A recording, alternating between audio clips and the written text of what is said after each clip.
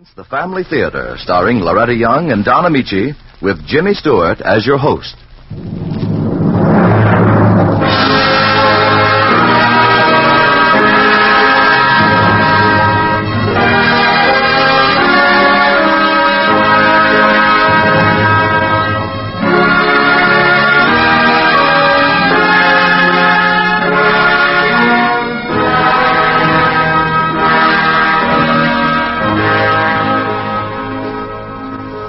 More things are wrought by prayer than this world dreams of.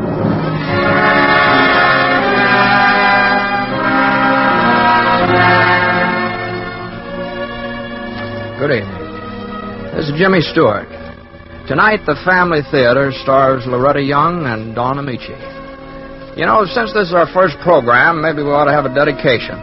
So right now, let's dedicate the Family Theater to your family, with the hope that families everywhere will always be together and that your home will be a happy one, with the conviction that prayer, simple prayer, will help to keep it that way. Now, maybe you're thinking this is sort of an odd way to start a series of radio programs from Hollywood with movie stars, actors, and musicians. And maybe you're wondering what it's all about. Well, why don't you just sit back and listen?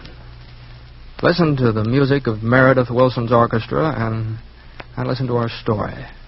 It's called Flight from Home, a story written by True Boardman and starring Don Ameche and Loretta Young.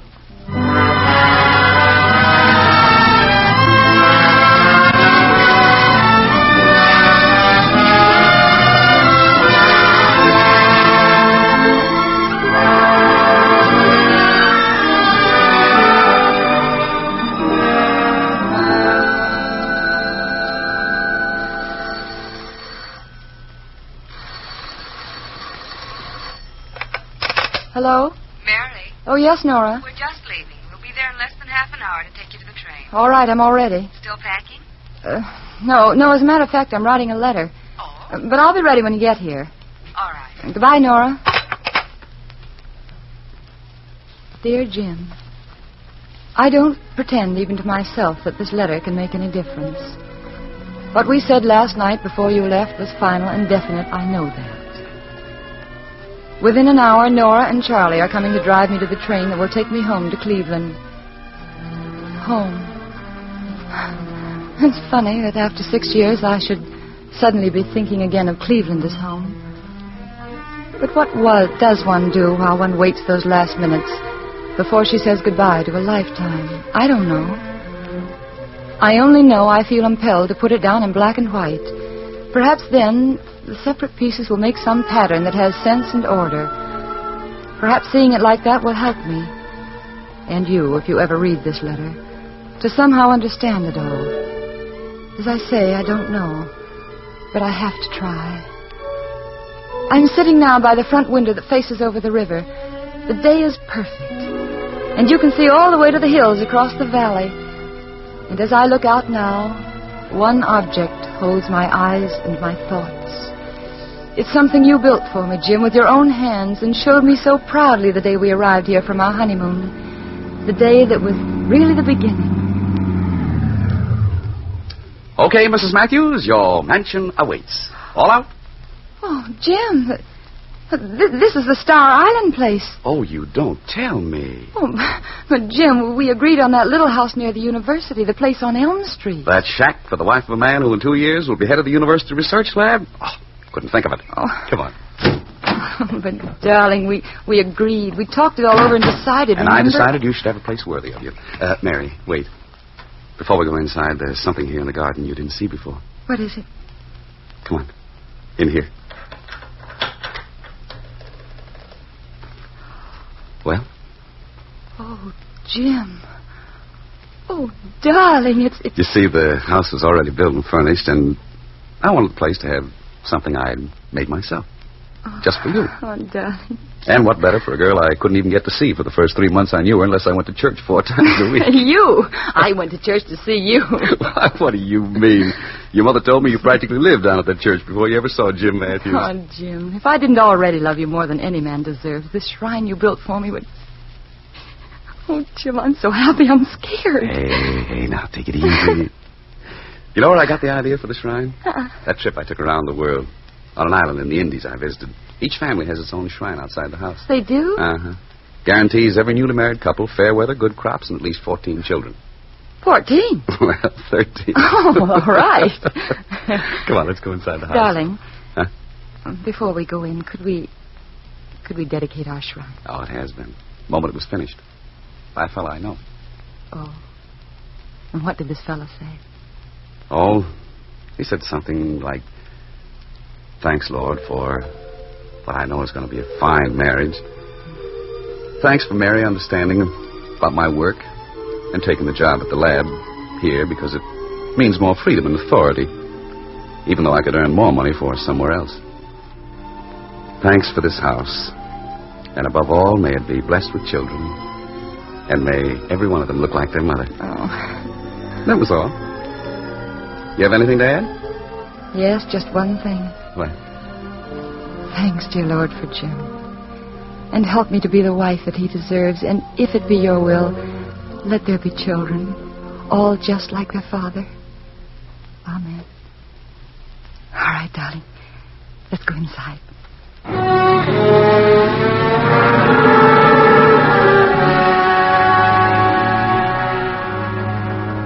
That was the beginning, Jim. Such a rich and warm and happiness-filled beginning that I forgot all about your overruling our agreement as to the house we'd buy. There was fun for us in those first months that so quickly became years. Such fun that, well, I wonder now how and when we first began to lose it. I only know that suddenly we were aware that there were two shadows across our life together. We had no child, and it began to seem we weren't ever going to have one. That was one shadow. And the other, well, you felt you'd received no recognition at the lab for all the work that you'd done. And then, just before our 4th anniversary, there was a night when it all seemed perfect again. We were alone, and you were helping me in the kitchen. Gosh, two people can dirty an awful lot of dishes. You don't have to help me with them, Jim. You're tired. Who's tired? I only played 7 sets. Oh, excuse me. I forgot I was married to the original Iron Man. What do you think of the new man? Well, I played singles with.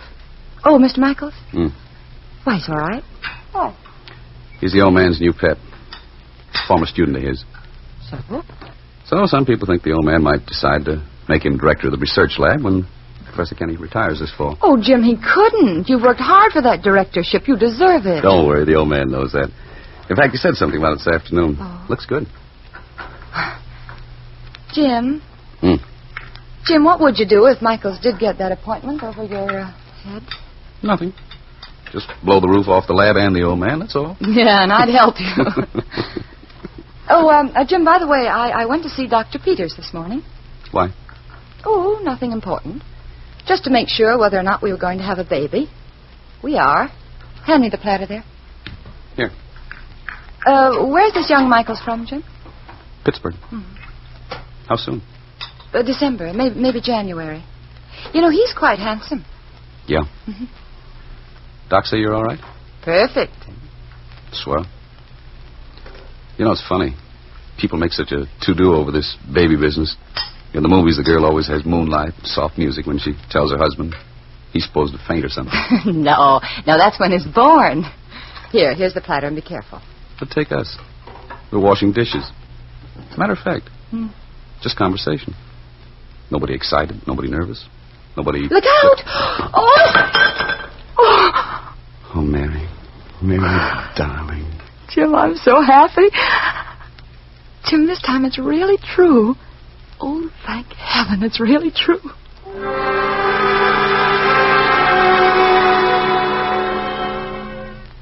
Those months that followed, Jim, for those months I will always be grateful. Our life had purpose again, and it was beautiful and complete. And you were as proud as if you'd personally invented the idea of parenthood. And then that night, that one horrible, unforgettable night. Oh, my darling, if only that storm could have happened a week before or later or any time, but when it did... But it didn't, Jim. It happened then. At perhaps the most crucial moment of our lives. Yes, Dr. Peters, of course you're right. She shouldn't drive in this storm. Oh, I'm positive she does. Yes, right here. Here, Mary, he wants to talk to you. All right. He's definitely sending another doctor. Oh, yes, all right. Hello, Doctor. Yeah, fine time I pick. Helpful Mary, that's me. Oh, yes, of course I understand. You're right. Yes, of course it's safer in this storm. Oh, certainly, as long as you recommend him. But just so it makes it in time. Oh, no. No, I haven't been able to find Jim anywhere. And, Doctor, I'm worried about him. He should have been home 2 hours ago. Now, Doctor, look, you know I'm not alone. I called Nora and she came right over. Now, don't you worry about me. I'm going to be all right. And don't forget, I bet you it's a girl. Now, you say it's a boy. It's still a boy, huh? Nora, Dr. Peters said... Oh, Nora. Hold on, honey, hold on. That one was 18 minutes. Nora, the front door. Jim, is that you? Oh, Jim, I'm so glad you're here. Hi, Mary. Hi, Nora. Oh, darling, where have you been? Jim. Bill? I've been celebrating. All by myself, all afternoon. I got some news for you. Michael's got that assignment as director of the lab. Pretty boy Michaels is now my new boss. Ray. Oh, Jim. Jim, Mary's needed you. The baby. What about it? You mean... Yes, Jim, yes. But I'm all right now that you're here. We called Dr. Peters, and he can't leave the hospital, so he's sending a doctor here. But he doesn't want me driving into the hospital in this storm. Well, that's ridiculous. Of course you're going to the hospital. There's time, isn't there? Oh, I suppose so, but Dr. Peters Jim, said... that's crazy. The doctor specifically And said I that say she's going to the hospital. We'll have no home delivery with some doctor we don't know. You're having the best, Mary. You hear me? Jim Matthews' wife is having the best there is. No storm or anything else is going to prevent it either.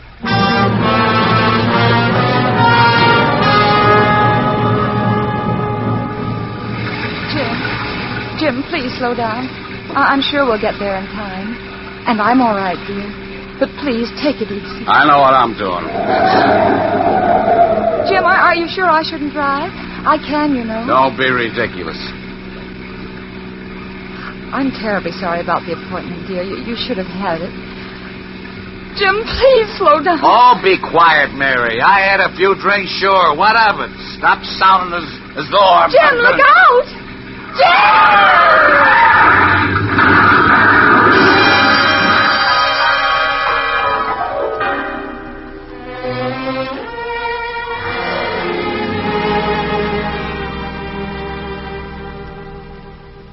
Doctor. Mary will be all right, Jim. But the child, I'm sorry. There was nothing I could do. I see. You should never have tried to drive in through that storm. You suppose I don't know that now? Doctor, what about other children for us later? There are many children already born who need adoption, son. I'm sorry. You'd better go into Mary.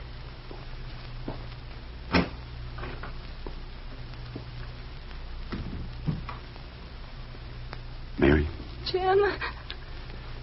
Mary. Jim, we lost our... Jim, our baby's dead. Dr. Peters couldn't save him.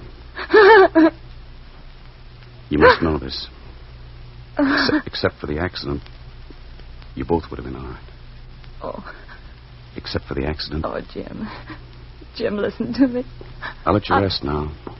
I'll leave you alone. Oh, no, Jim, don't do that. Jim, wait a minute. Listen.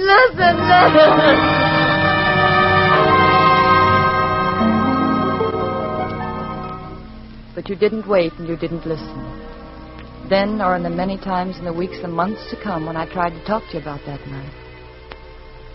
I told you I forgave you, but you just smiled at me as though you heard, but you didn't believe me.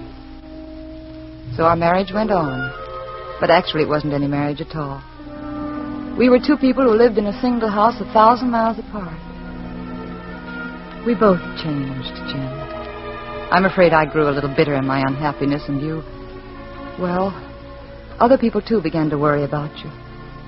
There was the day Professor Ahrens came to see me from the university. The old man, as you always called him. And I assure you, Mrs. Matthews, I try never to interfere with the private lives of my staff members. But I'm worried about Jim. He goes on working, yes, but with such an attitude. He was the best project man I had. That's why I kept him free, unhampered by staff responsibilities.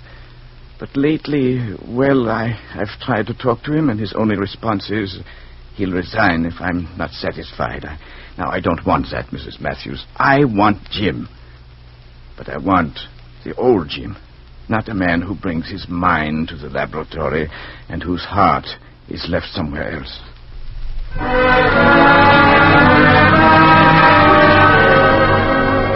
We talked, Jim, when we saw each other, but we might as well have used different languages. And then I thought perhaps I'd found an answer. That afternoon 3 months ago, I persuaded you to go with Nora and Charlie to the children's foundling home on the pretense that they were thinking of adopting a child. And when we came home that night, you were more yourself than I'd seen you in months. There was one child in particular had impressed you. Mary, did you notice that girl, a little older than the others? Kid with the turned-up nose and long yellow hair? Why, yes, wasn't her name Joan? Yeah, that's it. Any chance of Nora and Charlie taking her? Did you like her? Me? Uh-huh. Well, sure. How can you not like a kid in a spot like that? Well, I mean, did you like Joan particularly? Did you, Jim? So that's it. Yes, that's it. Nora and Charlie had no intention of adopting a kid. No, Jim, no, they didn't. But I thought about it and prayed about it for an awfully long time, and I honestly think that a child is the answer, Jim. Maybe our life is, well, as it is, because it's too shallow. Yeah, I thought of that, too. Oh, darling. Darling, do let us investigate. Let us talk to them at the home. Let's start to think about it seriously, huh? What's there to think about? If you want it that way, go ahead. Oh, Jim! And the first thing we'll do is cut that kid's hair. Oh, darling!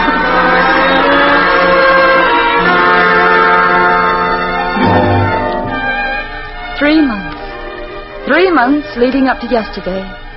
3 months of interviews with the adoption board and visits to the home, and fixing the den over for room for Joan. 3 months of planning. 3 wonderful months of living again. And then yesterday, the finale to it all. Little Joan happy and eager and frightened all at the same time in her new home.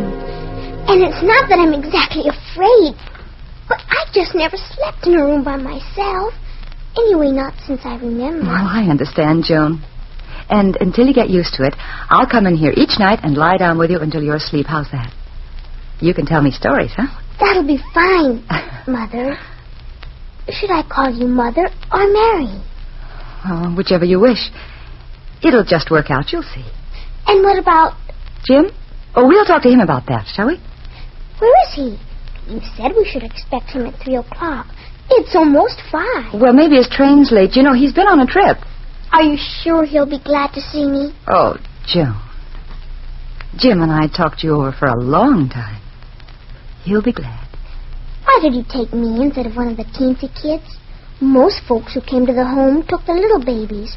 I'd about given up hope on account of I'm so old. Oh, why, honey. Oh, honey, age has nothing to do with it. You were the little girl our home needed to make it complete. I'm sure glad. Mary! There he is. I'm in here, Jim, in the den. Mary, I wanted to... Hello, Mr. Matthews. I'm here. Mary, didn't you get my wire? Your what? Oh, no, dear, the phone's been out. And you know how they are about deliveries now. Mary, I've got to talk to you.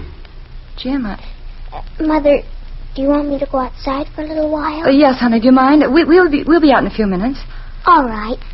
I'll stay where you can call me. All right, dear. What did the telegram say, Jim? Oh, you must have gotten it. And you went ahead anyway. No, I didn't. I went ahead. Oh, so you've changed your mind. No.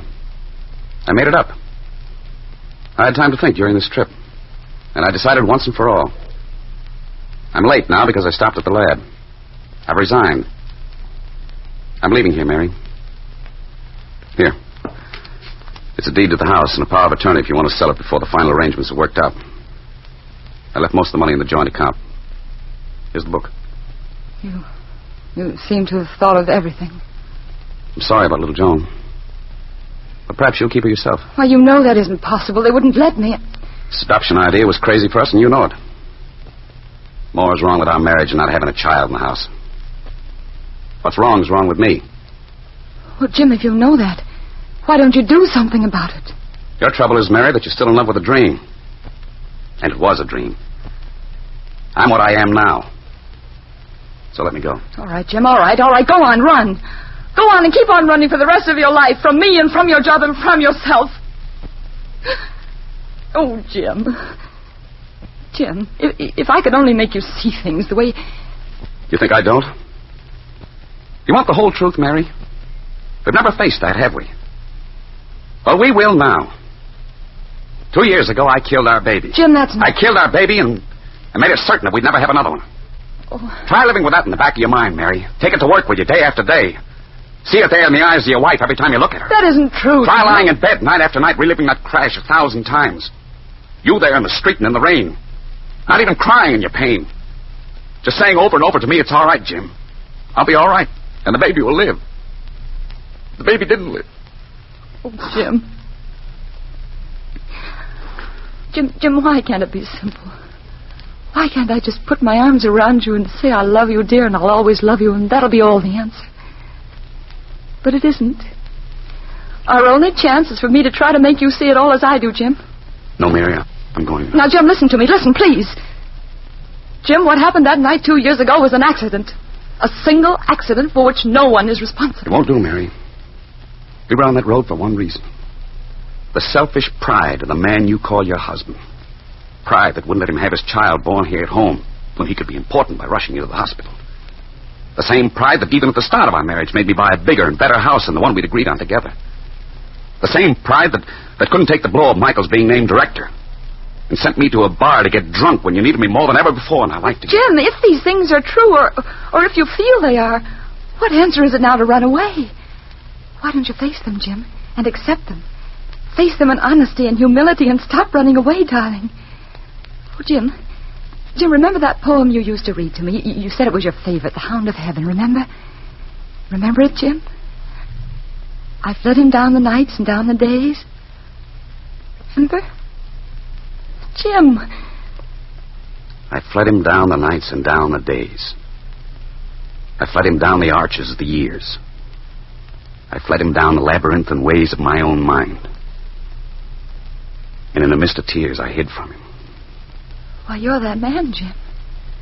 You're fleeing from your own faith. You're fleeing from your own forgiveness, Jim. Some things are beyond forgiveness. What things? Did our Lord ever say that? Oh, my darling, you know better if you'll just admit it to yourself. Oh, can't you see there is forgiveness if you'll just break through this wall you built and accept it, Jim? All right, darling. Go on now if you must. But go on out and find yourself. Go out and walk and pray. Pray with all your heart, Jim. But, darling, if you can do that, I know you'll get back to me and to our life together. It's no use, Mary. I tell you, it's no use. Jim. Jim. Oh, dear God, help him. Help him. And help me to live without him. If that's the way it's got to be.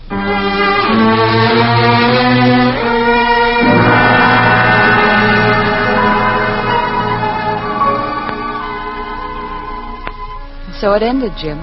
You turned and walked out into the night, and it was over. There it is, the whole story. I said that putting it in a letter might help me to understand, but it doesn't. I only know that I still love you as I shall never love another human being. And that when you went out of that door, a part of myself went with you. What's left, I don't care very much about. There's a car in the driveway, Jim, and that means that Nora and Charlie are here for me. So I must finish this quickly, Jim. And oh, is that you, Nora? I'll be with you in a minute. I'm just finishing my letter. Nora? Hello, Mother. What? Joan, honey. Joan, how did you get here? I didn't run away and come back here, if that's what you mean. Somebody brought me. Somebody... Who? He says he wants to talk to you, please, outside. He says you'll know where. Yes, of course. Of course I do.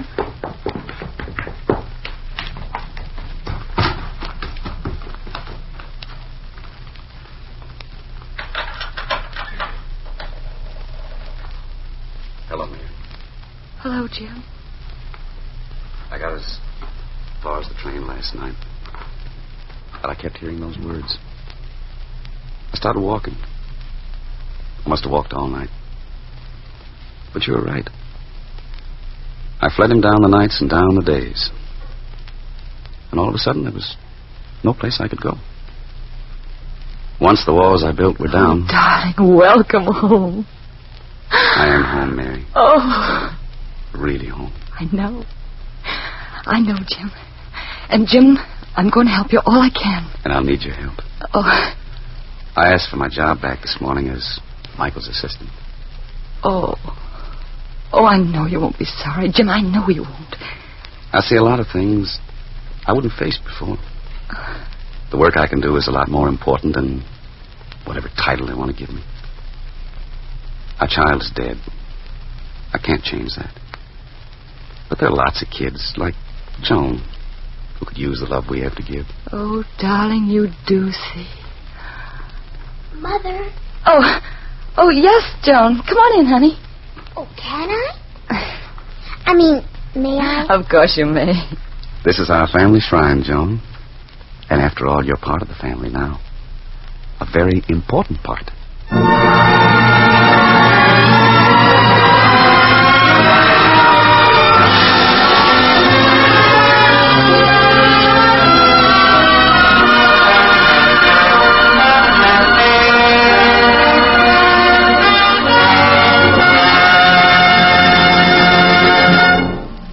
Thank you, Loretta Young and Don Ameche. You know, I thought maybe you folks would like to know why we call this program Family Theater. Well, I'll tell you. Because it's the most important thing in the world. Our most precious possession is our family.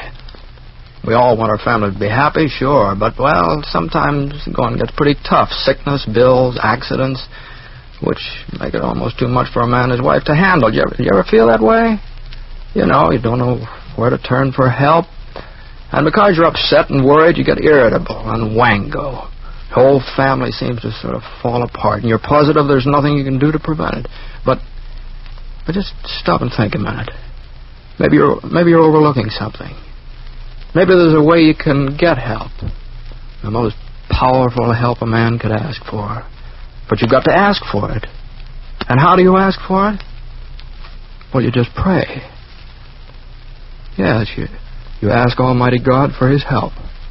He wants you to pray, but you and your family will never know how much God can help you unless you ask.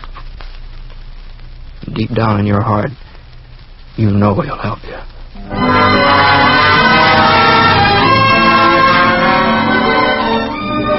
Before saying goodnight, I'm sure that Loretta Young and Don Ameche join me in expressing our pleasure in having had a part in dedicating this first program of the Family Theater. Thanks to everyone who helped make the Family Theater possible. And you might be interested to know that Richard Sandville directed our play and True Boardman wrote it. Now, next week, our stars in the Family Theater will be Walter Brennan and Beulah Bondi in an original story, No Night Too Dark, by Charles Tazewell. All right, that's Jimmy Stewart saying good night. Good night, everybody.